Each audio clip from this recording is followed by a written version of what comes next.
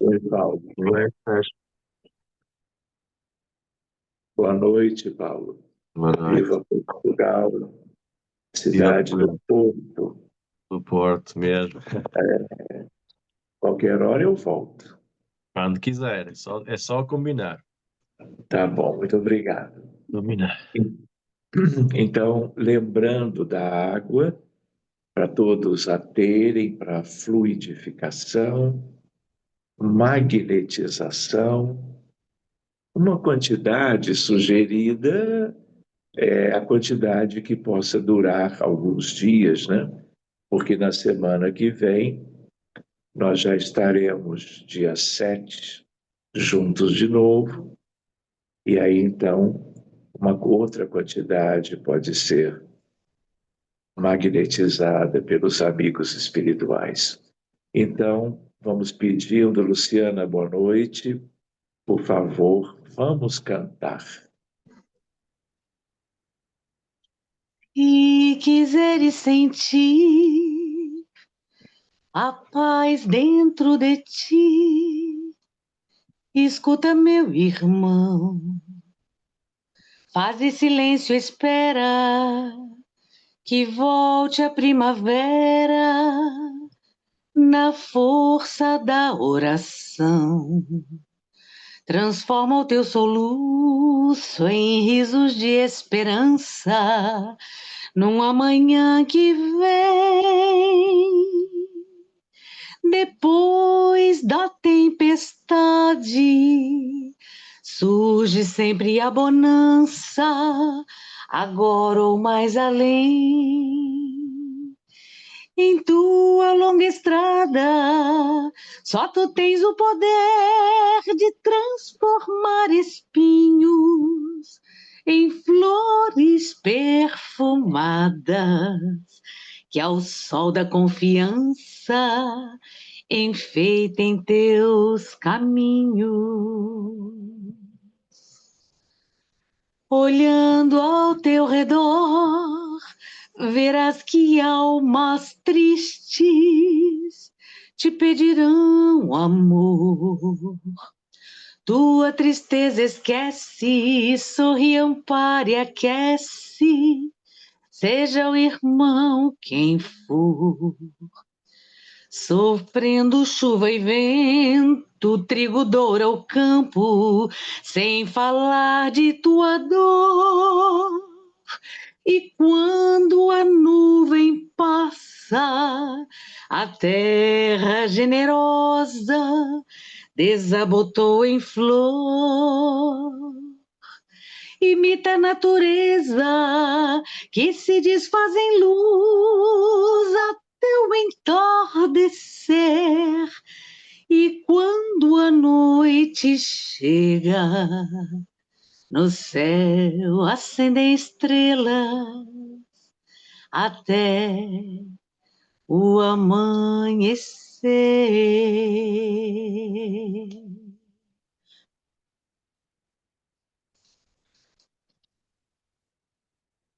Pode cantar mais uma, Luciana, por favor.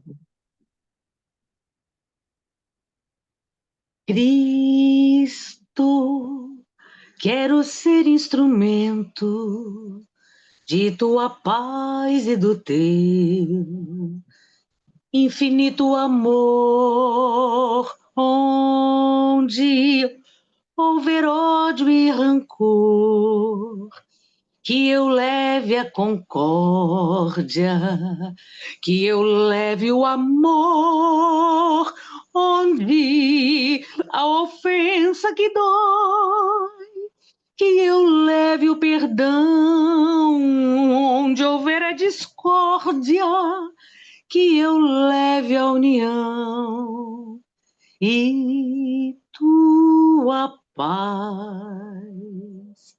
Mesmo que haja um só coração que duvide do bem, do amor e do céu, quero com firmeza anunciar a palavra que traz a clareza da fé, onde a ofensa que dói, que eu leve o perdão, onde houver a discórdia, que eu leve a união. E tua paz. Que assim seja. Muito bem, Luciana, muito obrigado em nome de todos. Que coisa boa nós já podermos nos reencontrar assim, iniciando essa semana e voltando ao estudo da mediunidade através da apostila da FEB. Que nós possamos, além, muito além disso, estarmos usufruindo da convivência entre todos, tanto quanto da presença de um sem número de espíritos queridos que sempre nos acompanham, supervisionando tanto a nossa prática como o estudo em si, de tal maneira também que esses mesmos amigos espirituais cuidem dos demais que hoje ainda não chegaram, mas fazem parte deste mesmo grupo, tanto quanto os seus familiares em seus respectivos lares. Que nós possamos, enquanto estudamos, estarmos nos sentindo na companhia de Eurípides, de Bezerra, de muitos queridos, porque nós podemos, a cada instante, em meio a toda uma gratidão por termos a oportunidade de, como uma família, nos reunirmos assim, que esses benfeitores utilizem a nossa singela doação fluídica, as moléculas sadias, as partículas divinas que as constituem e todo esse fluido tão divino e salutar. Haja vista milhões e milhões de doentes no Brasil e no mundo precisando de uma assistência em prol da sua recuperação. Que pensemos nas vítimas das guerras, de toda uma violência no Brasil e no mundo, que pensemos nos doentinhos de um modo geral, espalhados pelo planeta, enfermidades e transtornos os mais variados, e muitos deles trazendo um sofrimento imenso. Que estejamos acompanhando tudo isso e, quando juntos também,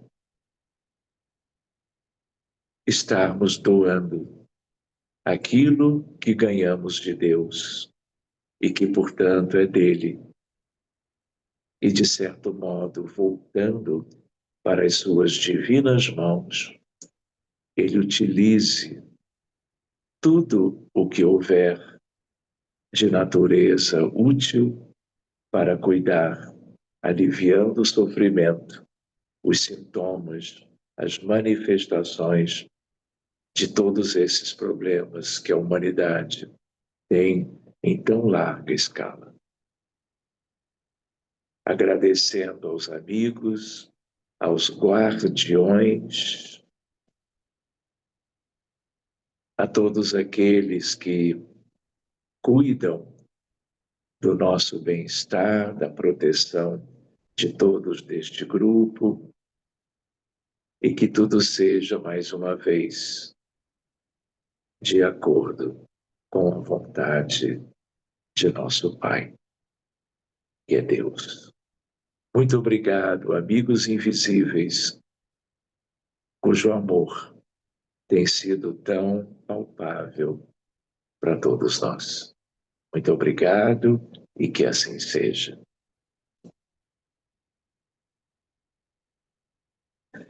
Muito bem.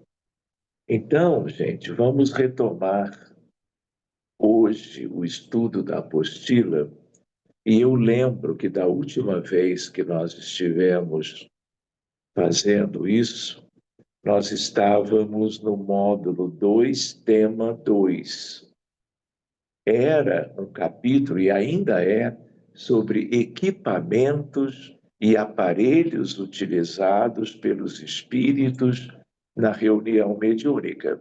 Obviamente, equipamentos e aparelhos para a estrutura no mundo espiritual que dê apoio, sustentação, recursos técnicos. Porque não pensemos que porque é o mundo espiritual que lá não tenha todos os aparatos, toda a tecnologia, todo tipo de recurso, aliás, para muito além do que nós no plano físico temos ou poderíamos pensar que eles administrem nas reuniões mediúnicas, estando na supervisão de tudo. É curioso isso, né? Porque nós vimos da outra vez, por exemplo, número 1, aparelho de condensação do oxigênio. Item 2, o psicoscópio. Item 3, condensador ectoplásmico. Item 4, aparelho magnético de contato mediúnico. E chegamos ao item 5, o amplificador da voz. Vocês lembram? Eu até me recordo que eu fiz uma pergunta, lancei-a, do tipo veneranda.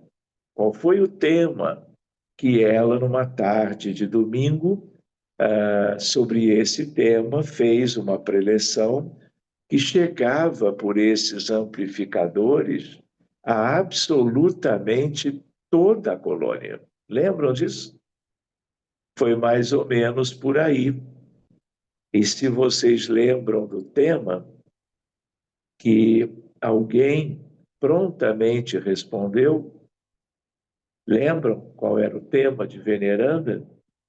Era o pensamento.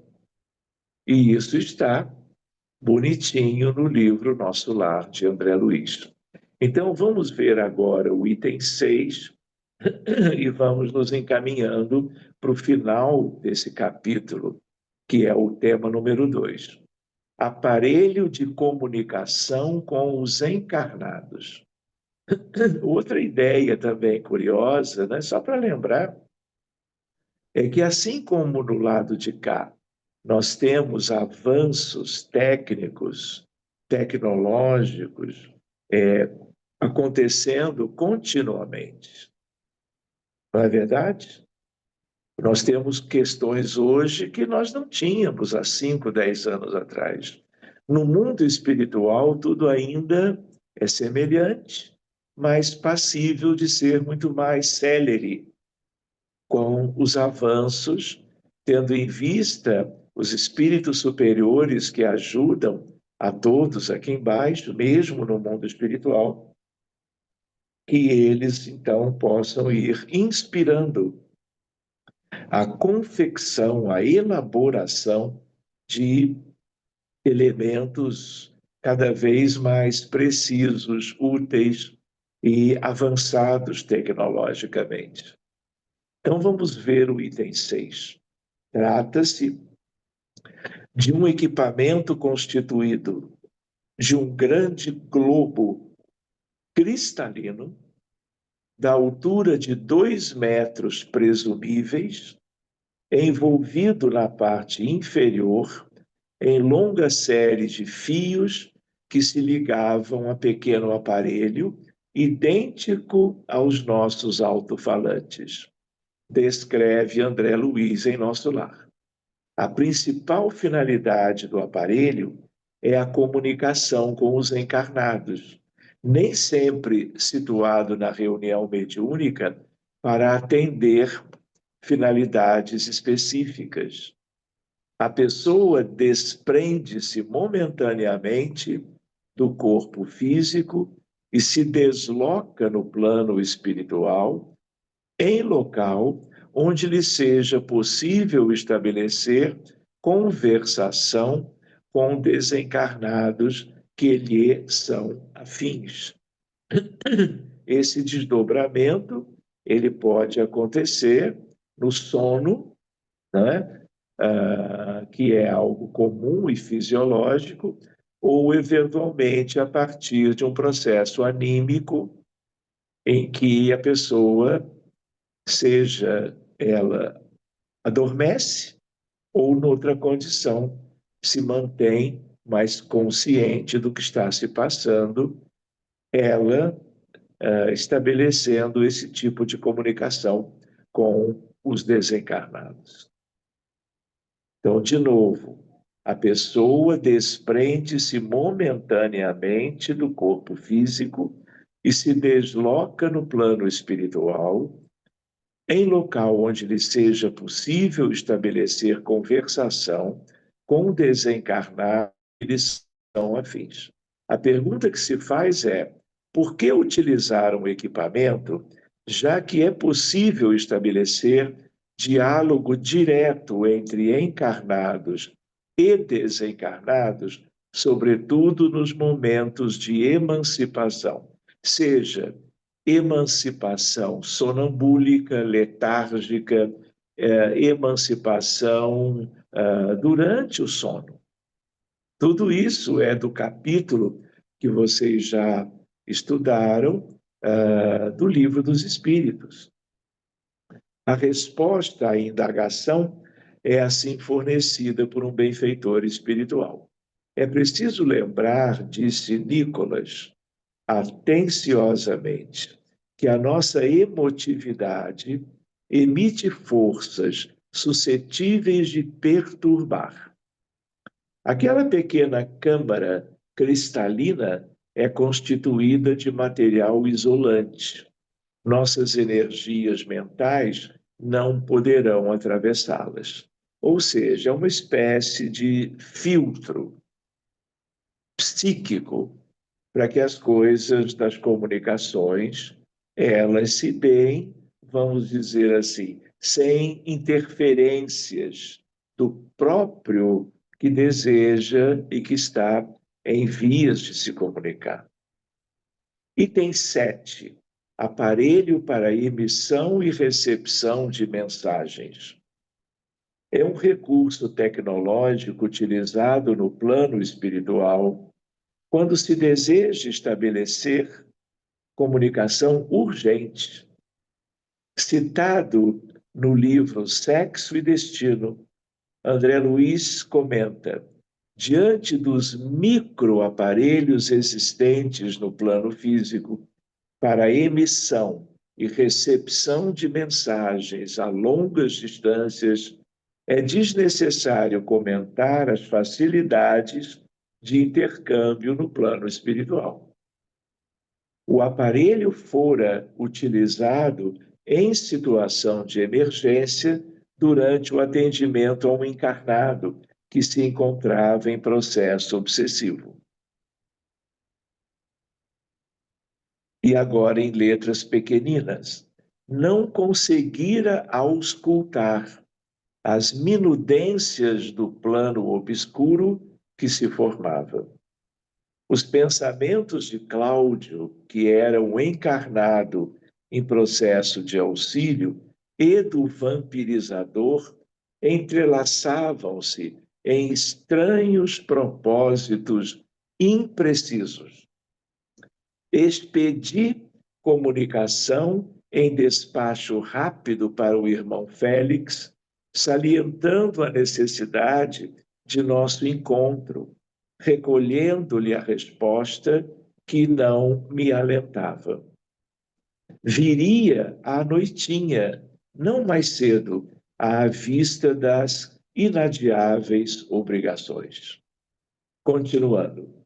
Os recursos tecnológicos existentes no além são inúmeros e diversificados, impossíveis de serem descritos no espaço de um tema de estudo. Há equipamentos simples e sofisticados.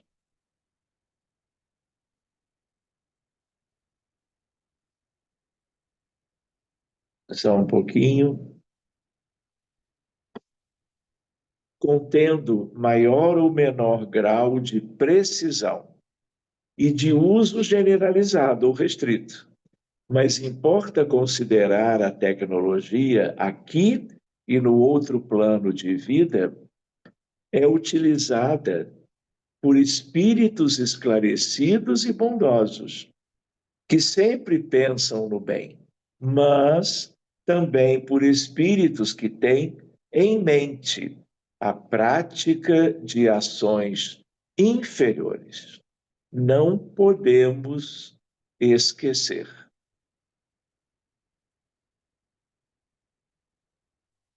De tal maneira que há toda uma tecnologia utilizada para criar dificuldades por obsessores que se valem de cientistas em laboratórios das trevas. E, frequentemente, em reuniões mediúnicas bem sérias, eu diria, para resumir, é preciso desmantelar estes laboratórios, porque você chega até um deles de tal maneira que você vai progredindo num atendimento um pouquinho mais complexo, envolvendo espíritos das trevas e das zonas abissais, e se depara com, por exemplo, dispositivos de alta tecnologia que servem como aparelhos parasitas, como chips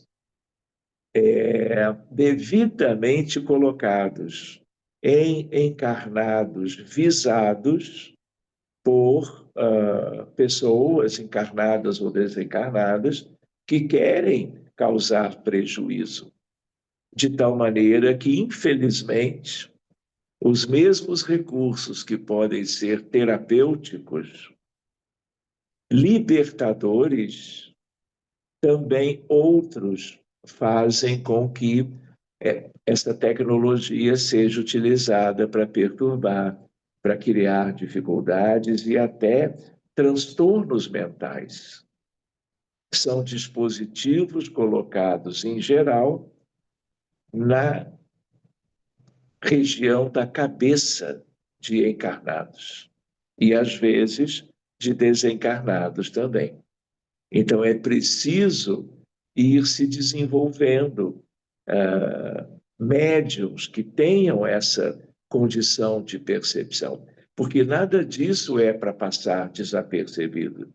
Porque quando há capacitação e quando o médium relata esse tipo de estrutura, há providências para que essa condição de todo um grupo de trabalhadores que perturbam, que são prejudiciais, essa estrutura seja anulada, destruída. E isso é, dito de uma maneira que vocês vão entender, medicina preventiva. Porque na medida que você age na fonte dos transtornos ou dos que agravam as predisposições eventuais de cada um, não é? Você está ajudando para que menos pessoas adoeçam, menos pessoas tenham uma dificuldade que possa ser ainda mais grave pela ação desses espíritos que conhecem essas questões.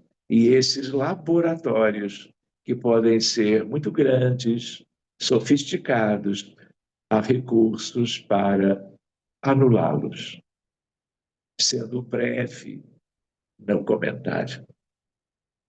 Então, meus amigos, vejam só, com isto nós terminamos esse tema número 2. O tema número 3,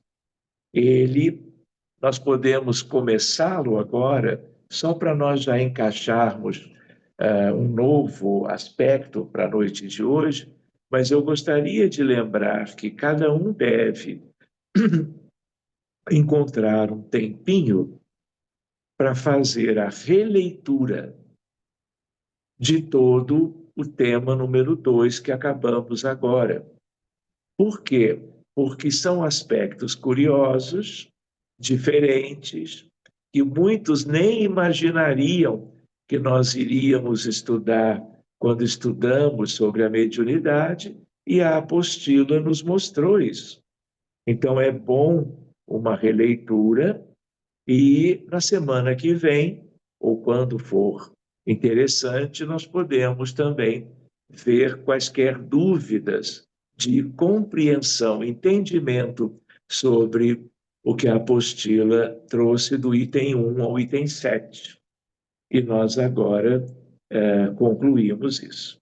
Então, o módulo 2, tema 3, é sobre percepção, sintonia e concentração mental. Então, se existe um tema que tem a ver, por exemplo, com as vivências que esse grupo tem tido de treinamento, não é? Um aspecto importante é essa tal da concentração mental, porque é esse estudo e essa prática que vai facilitar o nosso desenvolvimento quanto à sensibilidade mediúnica. Então, nós falamos em clareaudiência, vidência, psicografia, psicopictografia, porque alguns já têm familiaridade com tudo isto. Mas nós que estamos mais para trás, e somos candidatos, nós devemos fazer o treinamento da concentração, porque a concentração é nós nos abstrairmos dos estímulos sonoros, visuais, as lembranças do dia a dia e focalizarmos o nosso pensamento, a nossa mente, naquilo que possa ter origem no mundo espiritual. E aí nós vamos ver que tipo de percepção cada um pode ter. E isso é fruto do treinamento.